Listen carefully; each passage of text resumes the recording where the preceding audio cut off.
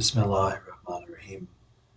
In this lecture, I hope to start at verse 29 of Surah Baqarah and move forward from there.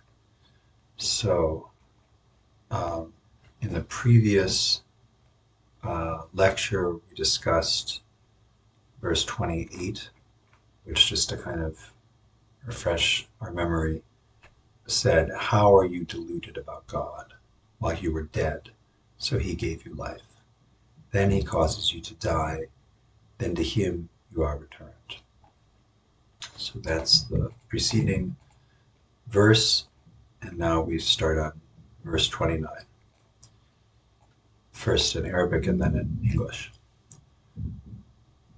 Huwa alladhi khalaqa lakum ma fi al-ard jami'an summa istawa illa al-samai fasawahunna sab'a samawat wa huwa bikulli shay'in alimun.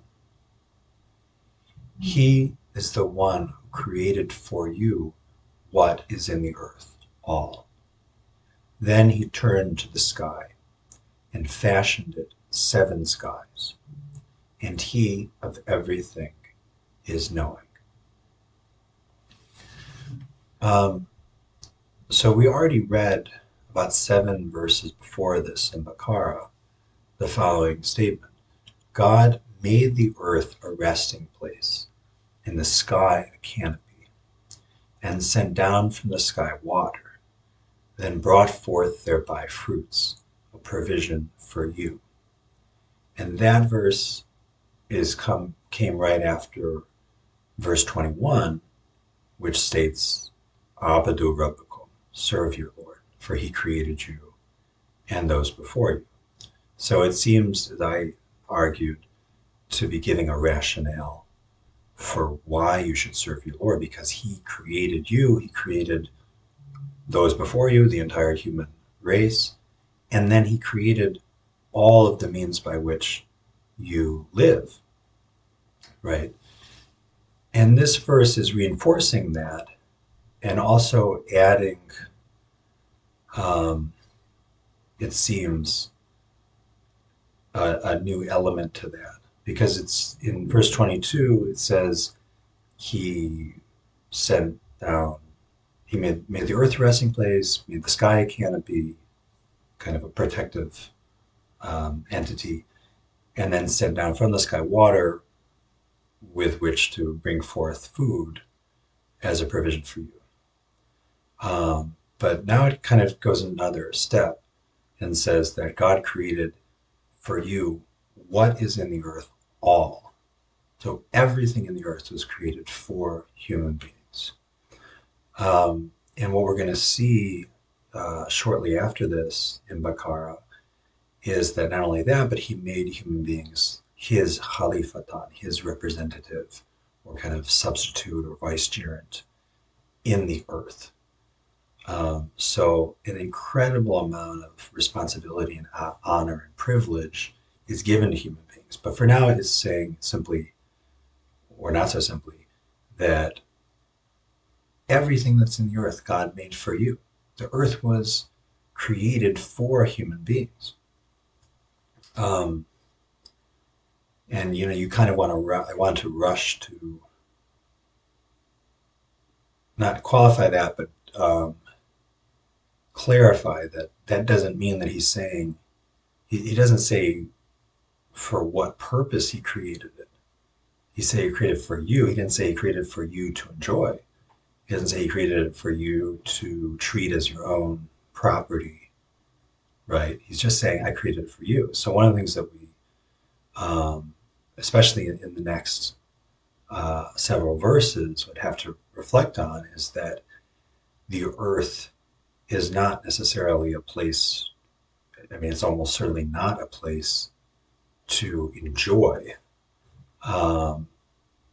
beyond a certain extent, because what we learn in the subsequent verses is that the earth is actually the place to which human beings were banished after Adam and Eve failed to obey God's command not to eat of the tree in the garden or in paradise. And when God banished Adam and Eve to earth, he said, well, something similar to this verse, 29, but in a more negative light. He said, you know, um, go out of it, go out of paradise, and go down to earth. In it is a mata'un, like a grant or a provision for you for a time. So, in other words, here, I've made this place for you, but it doesn't sound very inviting in that moment because compared to paradise, it's obviously a real fall.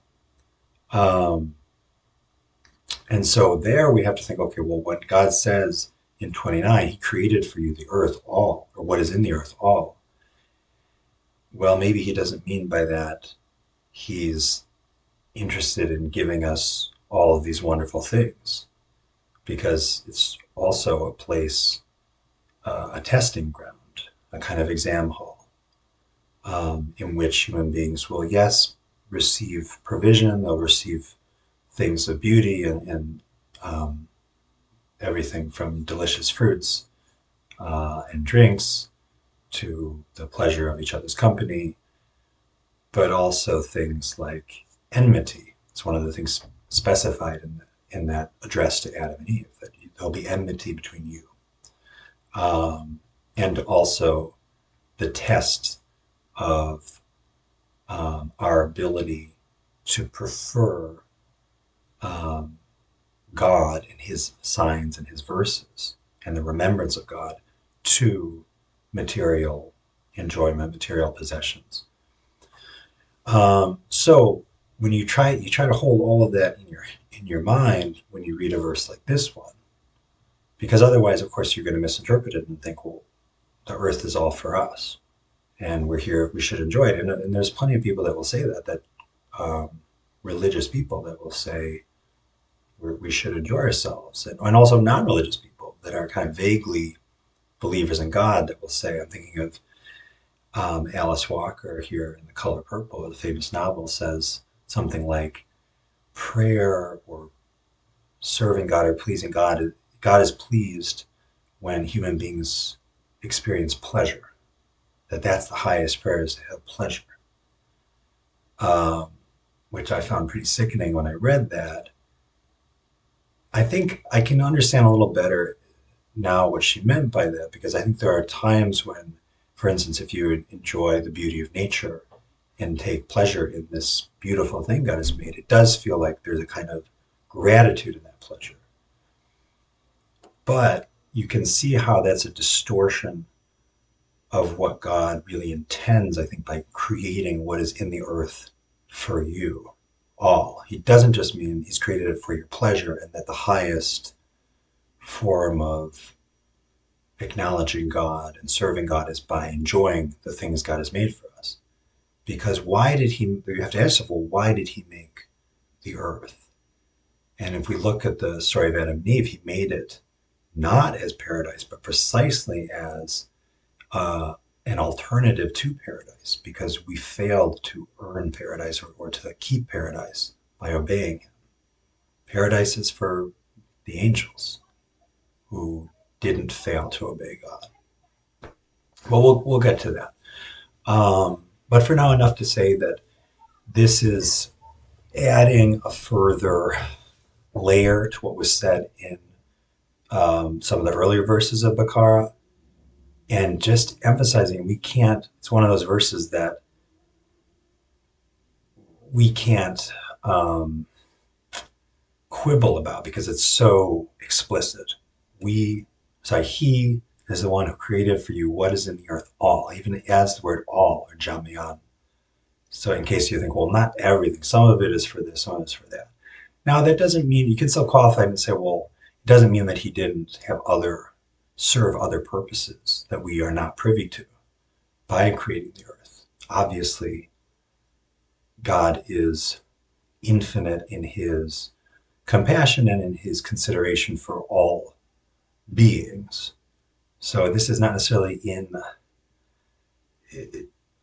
put it this way, it's not that by considering us and creating what is in the earth for human beings, he's neglecting other beings. As he tells us, I mean, I'm thinking of a particular verse in, I think, verse 38 of Surah Anam, 6th Surah, where he says, like, there is no creature that doesn't have nations like you. So, of course, God provides for all creatures, and um, but as far as we're concerned, what is in the earth, God created for us. Um, but and so we can't quibble with that, even if it sounds impolitic or if it sounds out of keeping with sort of modern thinking, because of course modern thinking is all about non-anthropocentrism, anthropocentrism, anthropocentrism being the sort of worldview according to which everything revolves around human beings. Um, this is a pretty highly anthropocentric statement that God is making here. Um, but of course, with the proviso that, of course, the universe is theocentric, it centers around God. And his purpose, as I was saying, in creating the earth for us is to get us to remember him and then return and prepare for our return to him. Um, okay, I think we can move on to the next surah, sorry, the next verse, although obviously much more could be said about this one. So in the next verse, verse 30, وَإِذْ قَالَ رَبُّكَ لِلْمَلَائِكَةِ إِنِّي جَاعِلٌ فِي الْأَرْضِ خَلِيفَةً قَالُوا أَتَجْعَلُ فِيهِ مَنْ يُفْسِدُ فِيهِ وَيَسْفِكُ الدِّمَاءَ وَنَحْنُ نُسَبِّحُ بِحَمْدِكَ وَنُقَدِّسُ لَكَ قَالَ إِنِّي أَعْلَمُ مَا لَا تَعْلَمُونَ. And when your Lord said to the angels, indeed, I am placing in the earth a representative, a khalifata.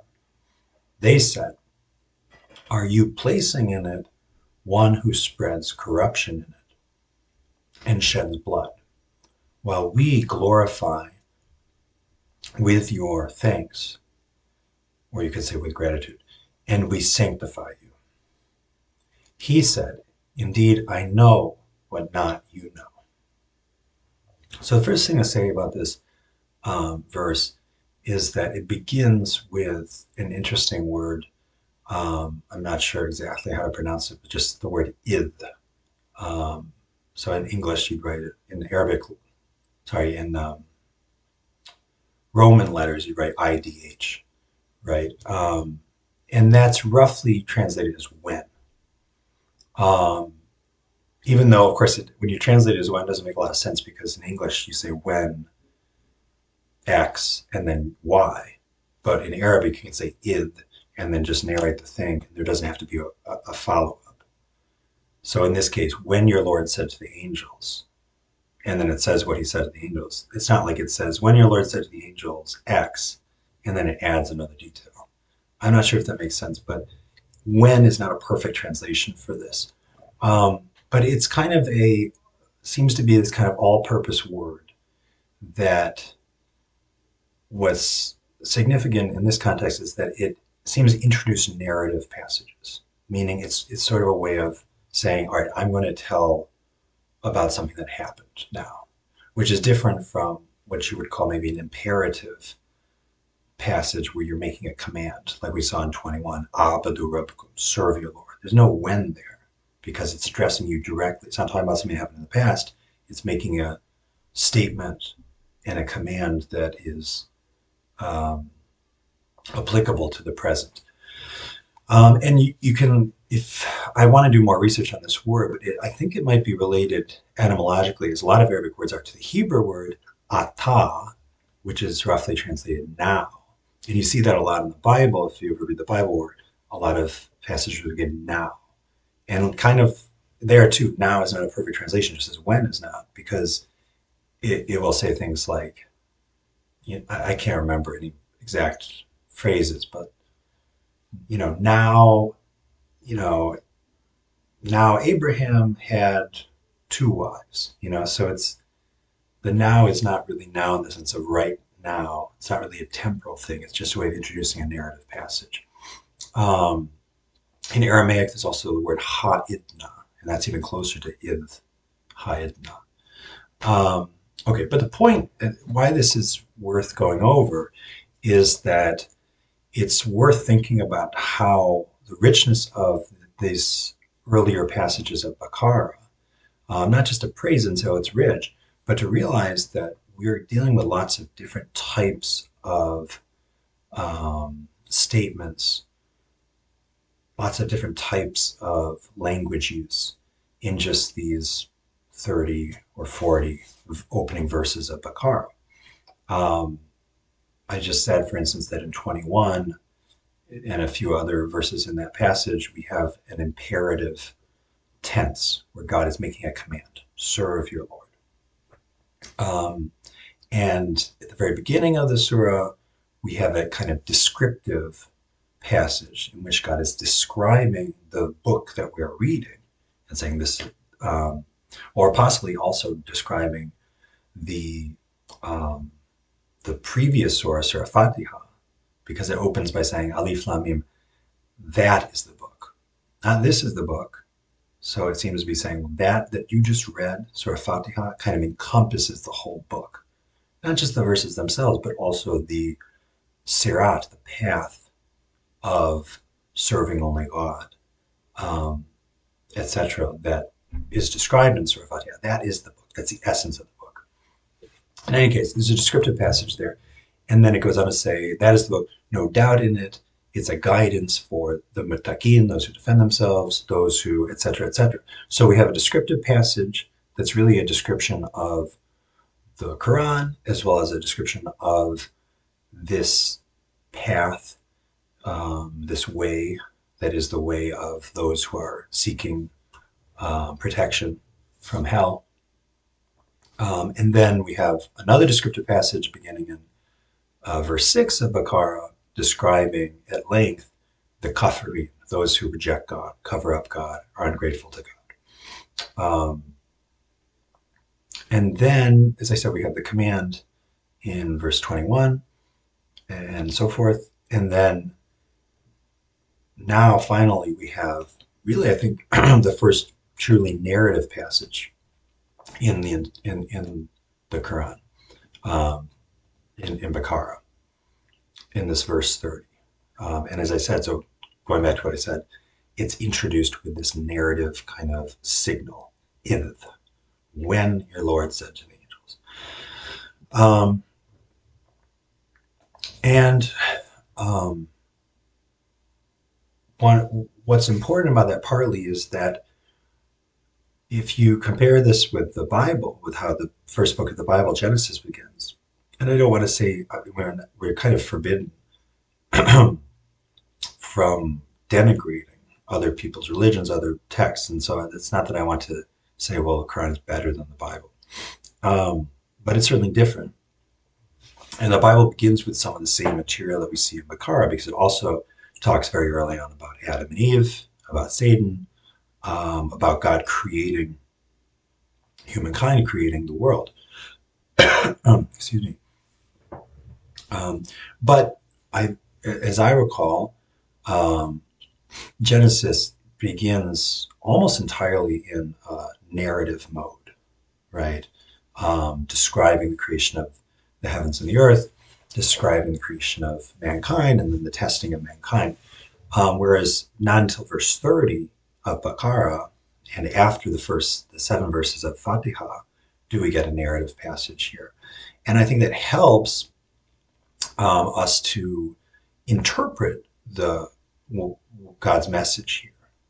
With Genesis in the Bible, it can be harder to interpret, and of course, as with the Quran, you can then use later other passages of the Bible to interpret it. But there's less aid in that immediate context to understand Genesis, because you can say, okay, well, God created the earth, but why did He do it? And then He created Adam and Eve, put them in the garden, set them this test, and they failed the test, and he punished them. But what was going on? Like, why did he create that test? What was his plan?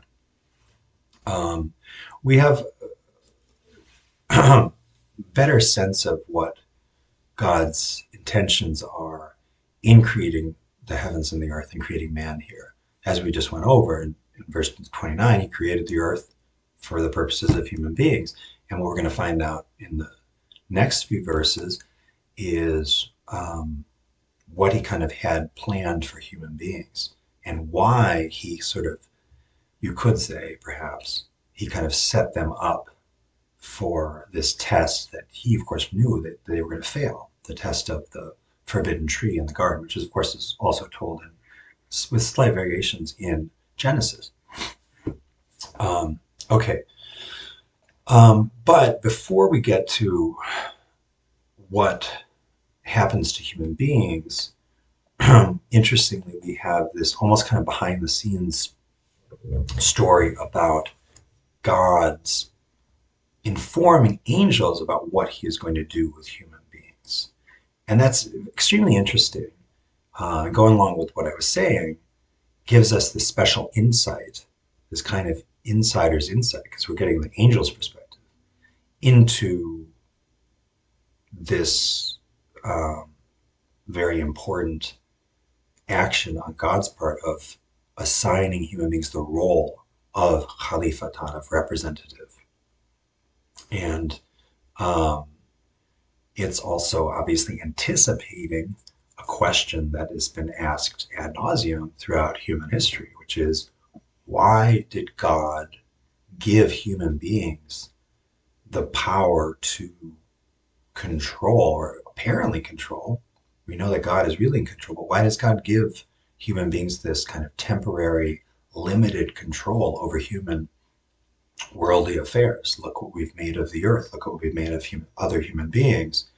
Um, and as the angels themselves say, we shed blood, we spread corruption. The angels are doing nothing but serving God, glorifying God, which doesn't just mean they're singing his praises like in the popular imagination, but they're serving him in ways we can hardly imagine, although we get some hints in the Quran that it's partly through serving human beings, whom he has kind of put in a special privileged position. They're serving him, they're sanctifying him, which, again, we don't know. It's a little hard to know exactly what that means, but at the very least seems to mean kind of honoring him, and as opposed to what human beings are doing, which is we take what God has given us, not just materially, but our kind of spiritual inheritance from God. He gave us of his, breathed into us of his spirit, as some verses say, and then we kind of spoil it. They are keeping him, whatever God has given them, they are keeping pure. I wonder if that might be what is meant by sanctified, but I haven't researched that word, which in Arabic is nukadisu. But in any case, what I was trying to say is this question that the angels are asking, why would you put human beings in charge, make them khalifatan, despite we already know their innate tendencies to spread corruption and shed blood? That's a question that has been asked ad nauseum by human beings. And the Quran, right away almost, is addressing that question and giving a kind of answer to it. So I say a kind of answer, but it's not the kind of answer that can be expressed in one sentence. God's immediate answer is simply, indeed, I know what not you know, which is probably a richer answer than it at first seems, because what he's saying is seems to be a couple of things. One, that he has a plan. We don't know what the plan is. The angels don't know what the plan is, but he has a plan. So by giving humans a position that they seem unqualified for, well, that's part of a larger plan. His plan was not to put someone in that position, someone who is qualified to do it, who will execute it perfectly. Because the plan was precisely involved a kind of failure that would then be followed by a second chance, right? And that's exactly what happens to Adam, who is kind of an exemplar for human beings, not just because he fails in obeying God's command, but because, unlike so many humans, he recognizes right away that he has failed, seeks forgiveness, turns to God, and then receives guidance from God and starts on this new path, and which makes him kind of the first prophet and messenger. But we'll get to that. But so that's the first part of God's answer, is that I have in mind and I'm preparing a much bigger project than you seem to be anticipating. It's not just a matter of here's this thing, the earth. I want it to run smoothly, and so I'm going to put the most qualified person in charge, or most qualified being in charge of running it. That's not the plan. Now the other part of the answer, well, there's a couple other parts of the statement. Indeed, I know what not you know. I think another suggestion here is that a reminder to the angels that their knowledge is limited, and not only that, but their knowledge comes from, of course, God. So it's kind of meaningless and irrational, not to mention arrogant, of the angels, even so as gently as they express it, express their qualms. It's irrational for them and arrogant for them to question him, because they're questioning him using the knowledge which he has given them, and that knowledge, of course, comes from a source of knowledge that's infinite. So how could they, with the small portion of that infinite knowledge, question the owner of that knowledge, the source of the knowledge? It just doesn't make any sense. Um, it's excusable if they are genuine in seeking further knowledge. That's a possibility. But the third implication I have in mind here is that God is, and that comes clearer later, I think around verse 33, is that God is also scolding them, that he's saying, I know what not you know. Now, what is the thing that they don't know? It might be that I know that unbeknownst to yourselves, you're kind of jealous, you're envious of Adam, because I'm giving him this position. As you yourself were saying, you're more qualified. You kind of want that position for yourselves. So, lots of different possible implications behind those few words in verse 30. Um, okay, the question is, should we pause here or move on to verse 31? Either way, what needs to be talked about um, sooner or later is, what does it mean for human beings to be made Khalifatan, and why did God do that? So we were going to talk about that first, because then in 31, it's going to add a new detail. Um, First, so the word Khalifatan. It's translated variously as representative, vicegerent, which I believe is kind of almost a political term, somewhat old-fashioned, not to say archaic, meaning almost like a prince, someone who's sort of like, just like now we have vice president, someone who's below the real ruler, but is filling in for him or her. Um, but when I did some research on the Arabic word Khalifatan, it seems to especially refer to the act of succession, or of staying behind after or substituting for, all of which are kind of implied by those words I just mentioned, like vicegerent and representative. But they add a little bit of detail. Um, and it seems suggestive in this context, because that is in a way what God is doing, even though, of course, he's not actually abandoning the earth, far from it, right? I mean, we learn from the Quran that, in a sense, he's continually repeating the creation of the earth. It's continually being born. And I like to think of the word nature connected to I believe its etymological root is the word in Latin for birth. Because think about, natality means birth. Um, in French, naître is to be born. So nature is this constant act of being born. So obviously, God is still in control of the earth, but there is a sense in which he has made humans in charge of it in a limited capacity. And he's left it to us and we are filling in for him. Um, okay.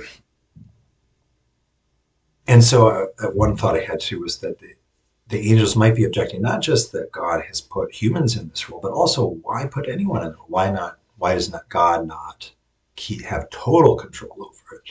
Um, so we'll talk about why that might be. Um, okay, and I think in trying to answer that question, why did God leave the earth, partly at least in the care of human beings? Um, part of the answer lies in going back to the previous verses that said he created the earth for you. And we know that he doesn't mean by that he created the earth so that you can just enjoy it. Because, as I've said earlier, he actually seems to have created the earth almost for the opposite reason. Because when he did create a sort of pleasure garden for human beings in the form of Jannat, which literally means garden, for Adam and Eve, and then it just had the one rule that don't eat from this tree. They, of course, broke that one rule, and as a result, he not created at that point, but sent them down to the already created earth. So the earth is very far from being a pleasure garden. He sent human beings to it as a kind of punishment, and said, "Here is a temporary grant or provision for you is the earth, and there will be enmity between you um, for a time. So you'll be there for a time. There's going to be this kind of constant striving between you. So when we reflect on that, it helps us understand, well, why did God make humans in charge, at least nominally, of the earth? Well, because he wasn't. God was in charge of Jannat, paradise, which is why it was perfect. But in order for the earth to be this place in which humans will be given a second chance to prove their obedience and prove their loyalty to God after having failed to prove that in the first instance when Adam and Eve ate from the forbidden tree. In order for the earth to be that testing ground, it has to be a place where, as God says right at the beginning, where there's enmity, where there's fighting and rivalry between human beings. So hence a place where human beings are kind of the ones arranging things, arguing over who gets what, and actually getting to control to some extent who gets what. Um, it has to be a place of strife. It has to be a place where there's a lot of unhappiness. There's also, as of course we've read, provision. There's also this incredible, this kind of hard to really wrap your head around. That's how incredible and complex it is. But this incredible system of providing for the life of humans and for other creatures and plants. But precisely in proportion to how incredible and valuable that whole system is, there's this endless process of vying for control of the material wealth, infinite material wealth of the earth. Um, so I hope that this has some coherence. I realize if it seems somewhat rambly, it's not through lack of effort, but to try to keep it all together. I'm looking, my notes are this, thousands of words of notes on just verses 27 through 38. So But the thing is that it is a very rich passage and it does point in different directions. But the takeaway points that I'm trying to make here, um, at the risk of repeating myself, are that God created the earth, all that is in the earth for human beings. But that, of course, doesn't mean that He created it for our enjoyment. He created it basically as a testing ground. And I know I'm kind of anticipating myself here, but I'm hoping that my audience has some prior knowledge, of course, of the famous story of Adam and Eve, that they disobeyed God. He gave them a pleasure ground and they disobeyed, so they lost it. He sends them to earth. So earth is made as a testing ground. And that knowledge, um, we can then use to help understand why, in answer to the angel's question, why God made humans the Khalifa. Not because we're so great, but precisely because we're going to mess it up so badly that it will make the earth a perfect testing ground. Because it's not going to be much of a test unless we have these horrible things to deal with, like human beings that are constantly fighting for control of the earth.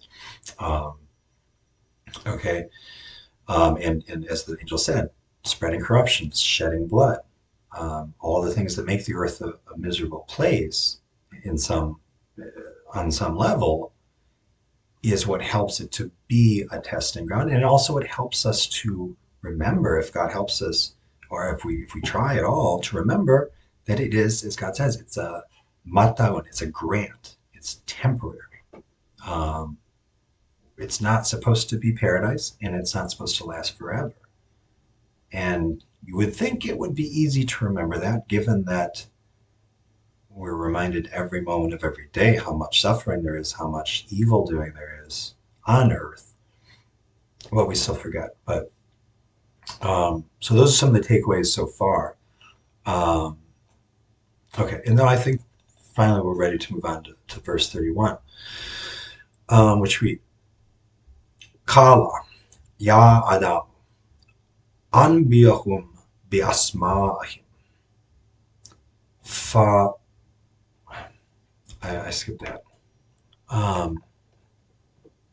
Wa alama Adam al asma kullaha summa aradahum arallah al malaikat faqala ambiyuni bi asma'i haulai in kuntum swadikin. And in English, this reads, and he taught Adam the names, all of them. Then he displayed them to the angels. Then he said, inform me of the names of these, if you are truthful, if you're swadikin. Okay. Um, this is the first reference to Adam in Baqarah. It's not the first reference to human beings, because, of course, when God says He created you, the you is, and those before you, the you, of course, is the human reader. And those before you is all of the human race that came before the human reader. Um, but it's the first reference to Adam. A brief note on the word Adam. It's kind of well known that in Hebrew we have the word Adam, and it means man or humanity. So it's obviously a very meaningful name. It's not just a name. It suggests that this first human being, in some sense, embodied all of humanity. And you'll recall verse 172 of Surah Araf suggests that further by saying that God took from the children of Adam, from their backs, from their forms, however we translate the word zuhurihim. He took from the children of Adam um, all of the all of humanity was kind of assembled, and they came right out of Adam himself. So Adam here clearly doesn't just mean a physical individual human being, although it does mean that there is an actual individual physical being who lived named Adam. Um, but it's also referring to all of humanity. Um, so we're all kind of when God says Adam or Bani Adam, children of Adam, he basically means all of us. Um, so when it says he taught Adam the names, that means we were all taught the names, right? Just like in 172 of Araf, when it says he took from the children of Adam and made them testify, "Am I your Lord?" And they said, "Yes, I'm your Lord." We did that testifying too, right? It's innate in all human beings that we testify God is our Lord, just like it's innate in all human beings that God, whether we like it or not, whether we acknowledge it or not, whether we're grateful for it or not, God taught us, not just Adam, taught us the names of all things. And I don't think I have to go over this in detail, but it's obvious to both lay observers and linguists who study language that this is true, that human beings have an incredible capacity for language. Specifically, there's Noam Chomsky, the famous linguist, who has this idea of universal grammar, which I have not studied, but it seems to have a kind of obvious, um, at a very simplistic level, the idea that all children, very young children, already understand how languages work, and that's why they're so quick to learn from just listening to other humans how to speak. And they can understand the speech that they hear because they already have kind of inbuilt in them an understanding of how language works. Um, and so that seems to confirm, not that we need any confirmation, but it does seem to confirm and gel with this verse that God taught Adam, meaning really humanity, the names, all of the names. And of course, you can think of this in a crude kind of cartoonish sense of, oh, okay, that's the name for tree, or that's the name for oak tree. But of course, names here is standing in for language. And Isra Ahmed and other commentators, I think rightly, interpret it to even further to mean not just language, but he taught them not just the language with which to understand things and kind of refer to things, but also by names. He means he taught them the qualities, the attributes of all things. So Isra Ahmed points out that, well, in order to learn anything, you need to know first the terminology with which to kind of study it, right? You can't really study botany without knowing the terms that are used to identify different parts of a plant. So by teaching Adam, humanity, the names, all of them, he's giving Adam the mental equipment that would make it possible for him, for us, to learn about the physical creation and to understand it. And that is just as remarkable, if not more so, than our innate facility with languages, is our innate facility with learning. Now, of course, different people seem to have facility with different things, with learning different things. And some people are what's called polymaths, where they can learn math, they can learn science, they can learn languages, and they somehow are expert in all of these different fields. Usually, if we're lucky, if we have the privilege of getting an education and are allowed to pursue our education, we tend to be study one thing and become expert in that one thing. And then every other field seems kind of remarkable. Like, how did they? So for me, I studied, literature, and maybe an engineer would be impressed by my ability to, who knows, read a book or write about a book. But I would be similarly astounded by the engineer's ability to somehow make microchips or whatever it is that that engineer does.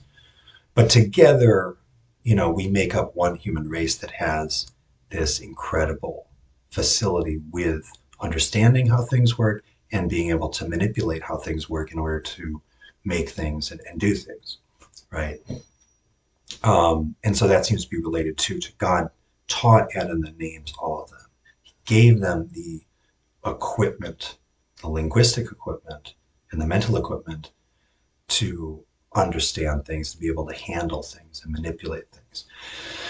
Um, and so then he displayed them to the angels, and he said, "You inform me of the names of these, if you are truthful." And here, and we've seen this, by the way, before, I think, when God said, "If you're in doubt about this book, then bring me from a chapter like it, a surah like it, if you are truthful." Um, so if you are truthful, maybe is not the best translation, but roughly it's sort of like, if you're really sincere about this, or if you really mean what you say, then bring me a surah like it, or in this case, you should inform me of the names of these, if you are sincere. So it's a challenge, just like the bring me a surah like this is a challenge to the angels. I don't think he's trying to be sarcastic, or that God is being sarcastic, but he is. It's more like pointing out to them, like, well, okay, you're concerned that humans aren't capable of carrying out this task I've assigned to them, of being my Khalifatan in the earth. But if you are not just sincere, but if you are right about this, if you are right in your questioning of this decision of mine, then you prove to me that you are equally or more qualified than human beings to be Khalifatan by informing me of the names of all these things in earth. Um, Now, as we're going to read now in the next verse, well, of course, they can't do it. And so it's a reminder to them, well, first of all, as God will remind them, I know what you don't know. Um, you can't do it for the obvious reason I didn't teach it to you. I get to decide who knows. I decided to teach Adam that knowledge. But there might also be perhaps something in the nature of angels, perhaps that, because they're not like material physical beings, where they just don't, they're not designed to have that facility with material creation. Who knows? The real emphasis is kind of just that God has the knowledge and he gets to choose who that knowledge goes to. And in this case, he chose to give the knowledge of the earth, the knowledge of the names and qualities of things to Adam. So we'll read on. Verse 31. Wa alama adama al asma kullaha summa aradahum ala al malaikat faqala anbiyuni bi asma'i haulai in kuntum swadikin.